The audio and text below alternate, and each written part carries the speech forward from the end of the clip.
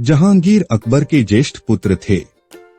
मुराद और दानियाल उनके छोटे भाई थे। सलीम अकबर की मृत्यु के पश्चात नूरुद्दीन मोहम्मद जहांगीर के उपनाम से मुगल बादशाह बने। 1605 में कई उपयोगी सुधार लागू किए। कान और नाक और हाथ आदि काटने की सजा रद्द की। शराब और अन्य नशा हमलावर वस्तुओं का हकमा बंद। कई अवैध महसूलात हटा दिए। प्रमुख दिनों में जानवरों का ज़बीहा बंद। फरियादी की दाद रस्सी के लिए अपने महल की दीवार से जंजीर लटका दी, जिसे जंजीर संतुलन कहा जाता था। 1605 में उसके सबसे बड़े बेटे खुसरो ने विद्रोह कर दिया और आगरे से निकलकर पंजाब तक जा पहुंचा। जहांगीर ने उसे हराया।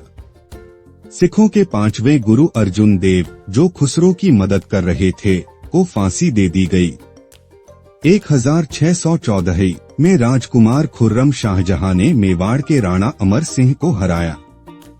1620 में कानगढ़ स्वयं जहांगीर ने जीत लिया।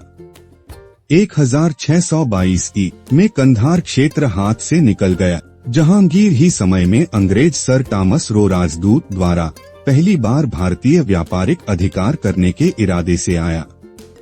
1623 में खुर्रम ने विद्रोह कर दिया, क्योंकि नूरजहां अपने दामाद शहरयार को वली अहद बनाने की कोशिश कर रही थी। अंत 1625 में बाप और बेटे में सुलह हो गई।